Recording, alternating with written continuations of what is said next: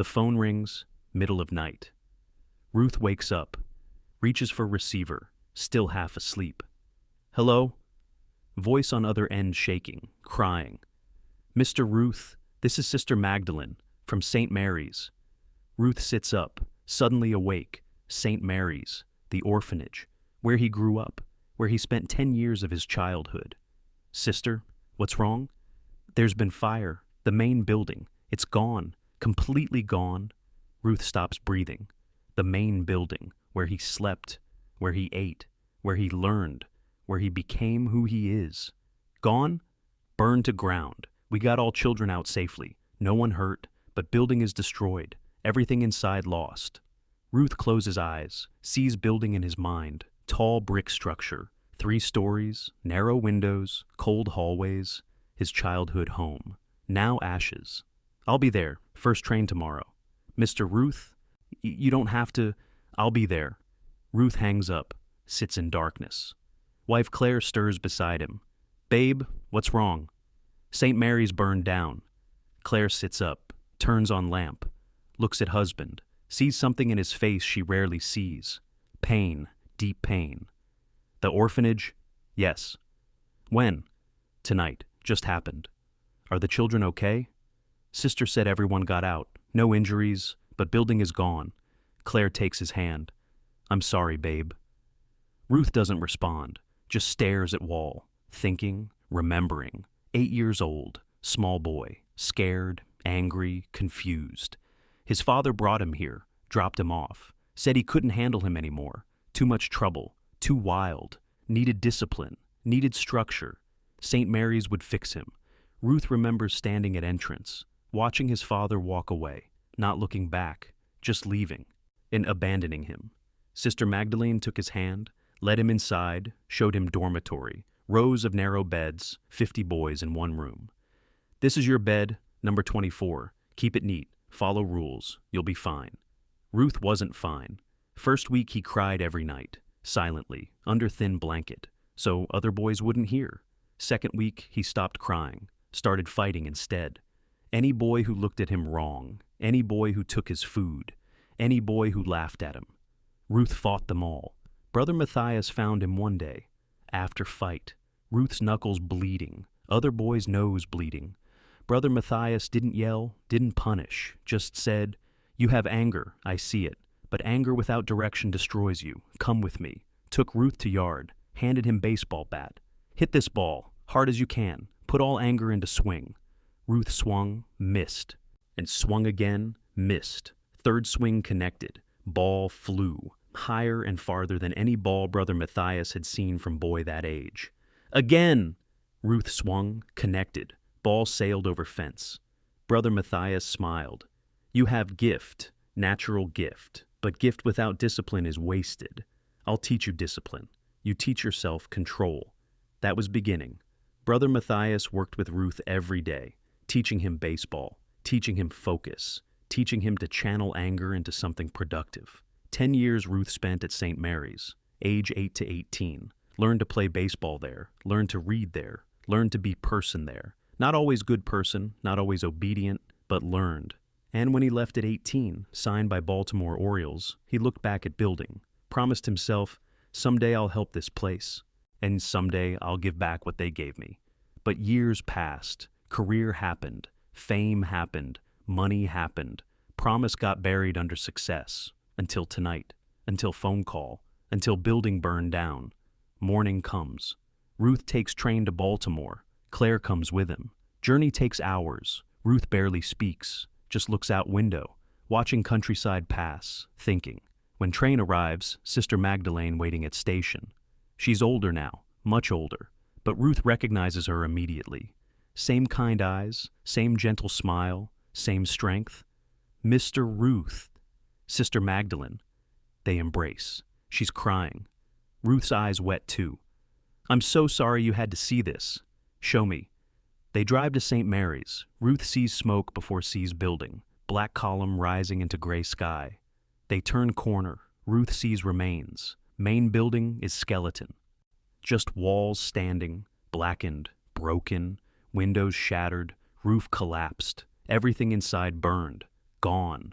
Ruth gets out of car, walks toward ruins, smoke still rising from rubble, smell of burned wood, burned books, burned memories. He stops at entrance, where his father left him 30 years ago. Door is gone, just charred frame remaining. He steps inside, careful, structure unstable, could collapse any moment, but needs to see. Needs to stand where he once stood. Dormitory where he slept. Burned. Cafeteria where he ate. Burned. Classroom where he learned to read. Burned. Brother Matthias's office. Burned. Ruth turns. Where are children now? Temporary shelter. Church basement few blocks away. They're safe. Fed. But we can't stay there long. We need new building. Need to rebuild. How much? What?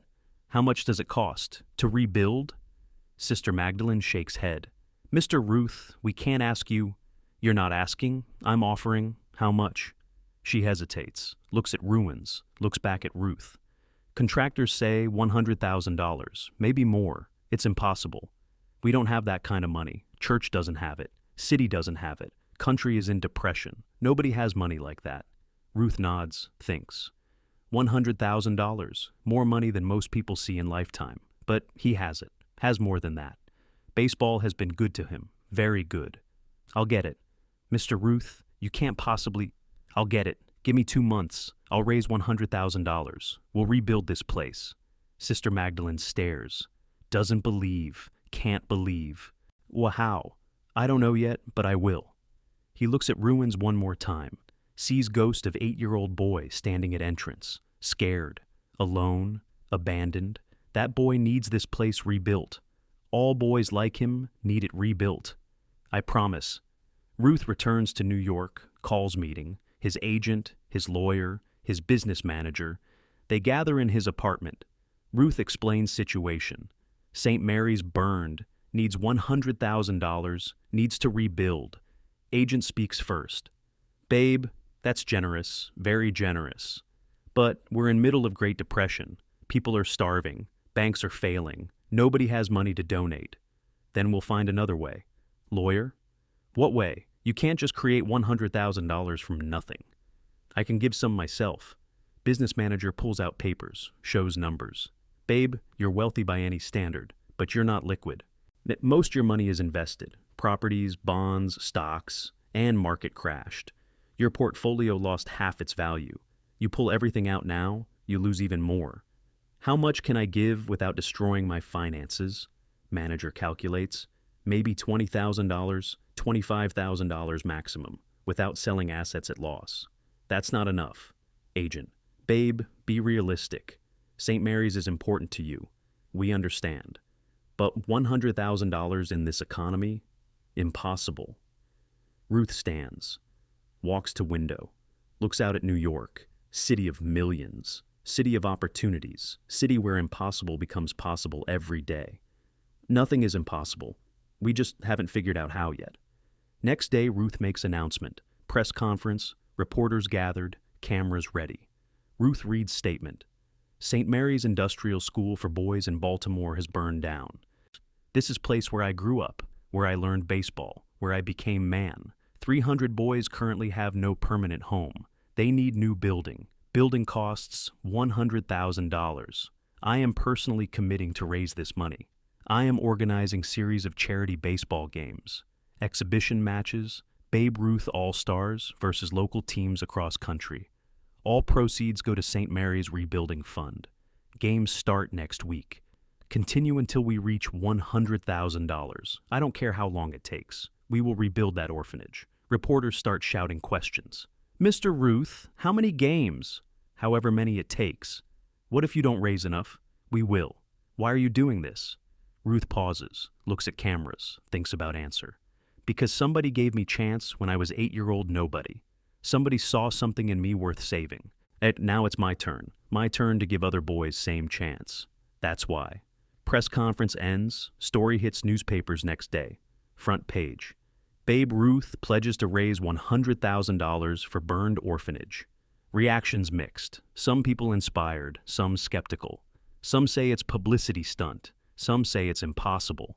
Ruth doesn't care what they say. just starts organizing games. First game scheduled, small town in Pennsylvania, population 5,000. Ruth's team arrives, expects small crowd, maybe few hundred people. But when they reach stadium, line stretches for blocks. Thousands of people, waiting, many holding coins, pennies, nickels, dimes, depression money, all they have. But they came. Game sells out. Standing room only. Ruth plays entire game, hits 2 home runs, signs autographs after, for hours. Every person in line. It's every child who wants one. Admission fees collected, $1,200, more than town has raised for anything in years. Ruth takes money, all of it, gives to Sister Magdalene's fund. 1 game down, need many more. Second game, different town, bigger crowd. $2,000 raised. Third game, $1,800. Fourth game, $2,500. Word spreads. Babe Ruth is playing charity games for orphanage. People come. People donate, not because they're wealthy, because they believe. They believe in what Ruth is doing. They believe in second chances. They believe boys deserve better. Money starts adding up. $10,000, $15,000, $20,000, but still long way from $100,000. And Ruth is exhausted, playing game after game, different town every other day, traveling constantly, sleeping on trains, eating whenever possible, body aching, but not stopping, can't stop, made promise. One night, at hotel room after game, Claire finds Ruth icing his shoulder. Babe, you're hurting yourself. I'm fine. You're not fine. You're 38 years old. You're playing like you're 25. Your body can't handle this. It can handle it until we reach $100,000. What if you get injured? What if you can't play regular season? Yankees need you. Your career needs you. Ruth puts down ice, looks at wife. Claire, career will be over someday. Money will run out someday. Fame will fade someday. But what I'm doing now, this matters. This lasts. These boys will remember. This building will stand. Long after I'm gone, St. Mary's will still be helping kids. That's worth sore shoulder. That's worth tired legs. That's worth everything. Claire sits beside him, takes his hand. I know. I'm just worried about you. Don't worry. I'm built for this. She smiles. It's a yes you are. Games continue, town after town, state after state. Ruth plays through pain, plays through exhaustion, plays through doubt. Some games raise $3,000, some raise $500. Every dollar counts, every game matters. By 6th week, fund reaches $50,000, halfway there. But Ruth is wearing down, visibly, lost weight, dark circles under eyes, moving slower, hitting less. People notice. Newspapers write articles. Is Babe Ruth destroying himself for orphanage? Agent calls meeting. Babe, you need to stop, or at least slow down. You've raised $50,000. That's incredible. Nobody expected that. You've done enough. Not done until we hit $100,000. Be realistic. You're killing yourself, and charity fatigue is setting in. Last 3 games raised less than $1,000 each. People are running out of money. Depression is getting worse, not better. You might never reach $100,000. Then I'll keep trying until I do. Lawyer interrupts. Babe, there's another option. We take $50,000 you raised. Add $25,000 from your personal funds. That's $75,000. Enough to rebuild smaller building. Not as grand as original, but functional. Enough to house boys. Ruth shakes head. Sister Magdalene said $100,000. That's what we need. That's what we'll get. How? Ruth thinks. Tired brain searching for answer. Then idea comes. Dangerous idea. Risky idea. But might work. One big game, not small town, major city, New York, Yankee Stadium, fill entire stadium, charge premium prices. One game could raise $25,000, maybe more. Get us to $100,000. Agent considers. Yankee Stadium seats 60,000. Even if we sell out at premium prices during Depression, we'd be lucky to raise $15,000. Yes, and that's best case scenario. Then we'll make it special, not just game, event, bring in other stars, Lou Gehrig, Jimmy Fox, Lefty Grove. Make it all-star game. People will pay to see that. Manager nods slowly. It could work, if we promote it right, if we get right players, if weather cooperates, If economy doesn't get worse, a lot of ifs. Ruth stands, energy returning, hope returning. Start organizing, get players, book stadium, promote everywhere. This will work. It has to. 2 weeks later. Yankee Stadium, game day. Ruth wakes up early, looks out window, sky cloudy, threatening rain. Rain would ruin everything. Ruin attendance, ruin fundraising, ruin everything. But nothing he can do about weather. Just has to hope. Arrives at stadium, hours before game. Stadium staff setting up. Ticket booths opening, but nobody in line yet. Too early. Ruth walks to field, stands at home plate, looks at empty seats. 60,000 seats. Need to fill them. Need people to show up. Need this to work. Sister Magdalene arrives. She traveled from Baltimore to witness game, to thank Ruth. She finds him standing alone on field. Mr. Ruth. He turns, smiles. Sister, you came. Of course, this is all for us. How could I not? They stand together, looking at empty stadium. What if nobody comes? Ruth asks. Rare moment of doubt showing. Sister Magdalene takes his hand. They'll come. Have faith. I've done everything I can, promoted, advertised, called in favors. But what if it's not enough? What if depression has made people too poor, too hopeless? Then we'll find another way. But I don't think we'll have to. Look, she points. Entrance gates opening, people streaming in. Not hundreds, yet thousands. Gates opened at noon. By 1 o'clock, stadium half full. By 2 o'clock, 3/4 full. By game time, 3 o'clock, nearly sold out. 58,000 people, depression or not, hard times or not. They came, they paid, they believed. Ruth stands in dugout, looking at crowd, tears in eyes. Agent approaches, smiling. Ticket sales, concessions, donations. We did it, babe. We hit $100,000, actually exceeded it. $103,000. Ruth can't speak, just nods, wipes eyes. Agent continues. You did impossible, in middle of depression, when banks failing, when people starving. You raised $100,000. You're going to rebuild that orphanage. Ruth finds voice. We're going to rebuild it, not me. We, every person who came to game, every person who donated, every player who played for free. We did this together. Game starts, all-star lineup. Best players in baseball, and playing for free, playing for orphanage, playing for boys who need second chance. Ruth plays entire game, despite exhaustion, despite pain, despite everything. Hits home run in third inning, crowd erupts, standing ovation. Not just for home run, for everything, for caring, for fighting, for not giving up. Game ends. Yankees All-Stars win. But nobody cares about score. That's not why they came.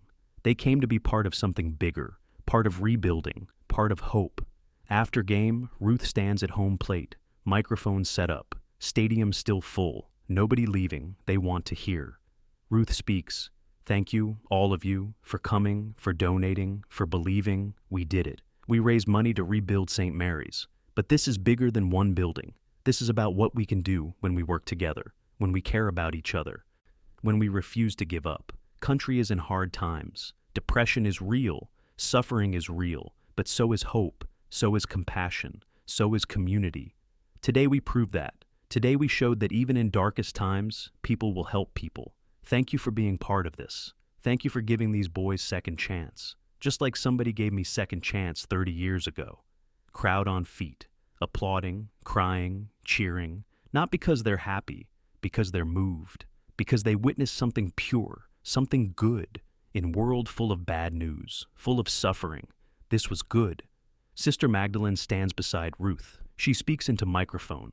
On behalf of all boys at St. Mary's, on behalf of all boys who will come to St. Mary's in future, thank you. Thank you for this gift. Thank you for this hope. God bless Babe Ruth. A God bless all of you. More applause, more tears. Game over, but moment lasting forever. Burned into memory, into history. Months later, Baltimore, St. Mary's. Construction complete. New building stands. Taller than old one, stronger, fireproof, modern. Everything old building wasn't, but serving same purpose. Giving boys home, giving boys chance. Opening day ceremony, 300 boys lined up, wearing new clothes, bought with leftover funds.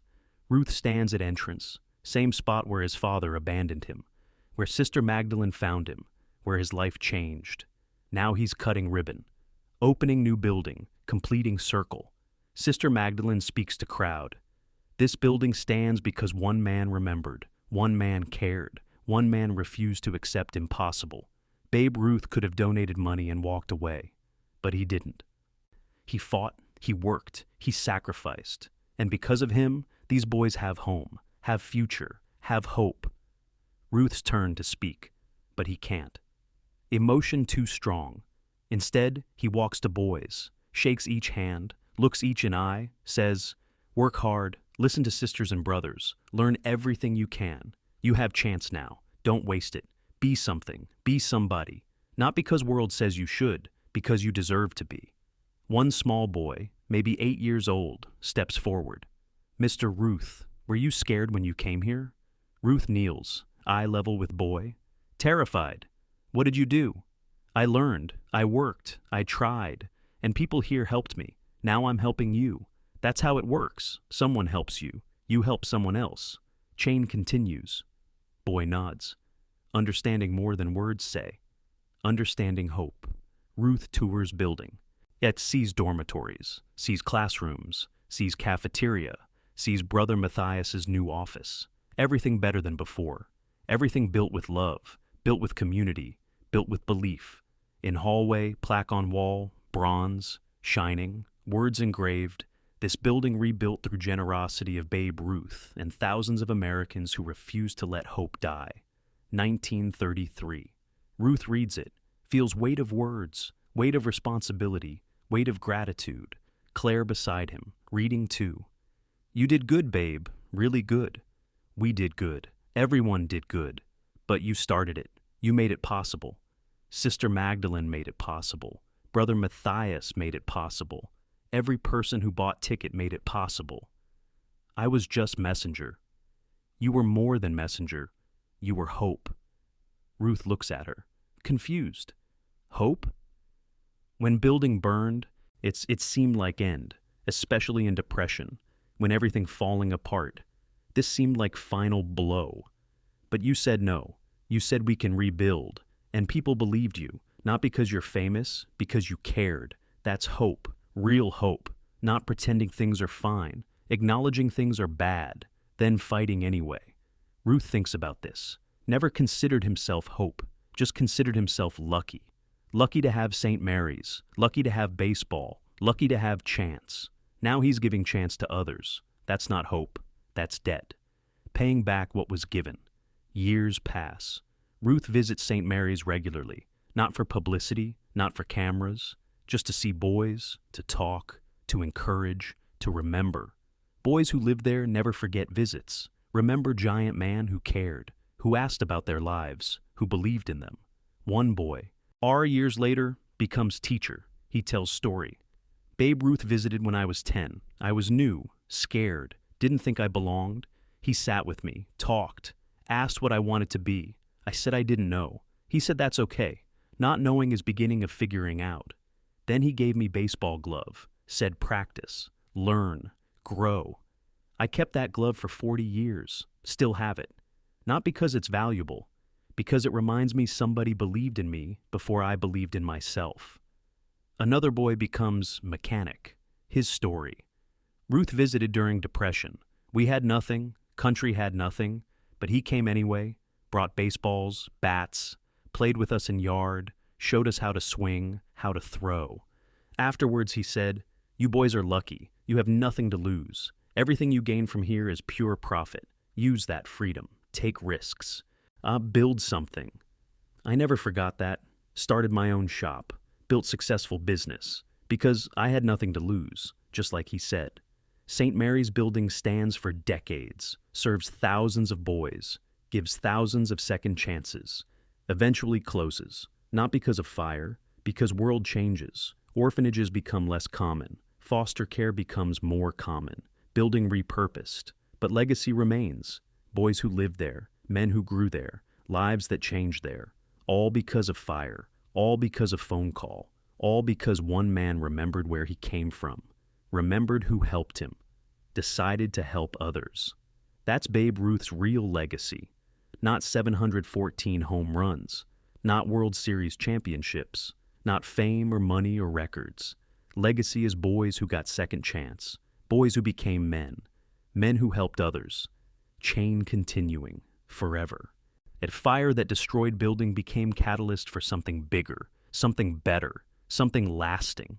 Sometimes worst moments create best opportunities. Sometimes loss creates growth. Sometimes ending creates beginning. St. Mary's burned down. But what rose from ashes was stronger than what burned. Not just building, hope, community, belief that people matter, that children deserve chances, that impossible is just word, not reality. Ruth died years later. Funeral was massive. Thousands attended, speeches given, honors bestowed. But most meaningful moment was quiet. After official ceremony, when 50 men approached casket, all different ages, different backgrounds, different lives. But one thing in common, all lived at St. Mary's, all benefited from rebuilt building, all wanted to say thank you. One by one, they stood at casket, and some spoke. Some just stood silent. Some cried. All remembered. One man, oldest of group, spoke for all. We came to say goodbye, but also thank you. You didn't just rebuild building. You rebuilt hope. You showed us people care. You showed us we matter. Every boy who walked through those doors learned that lesson. Somebody cares. Somebody believes. That lesson changed lives. Changed my life. I'm teacher now.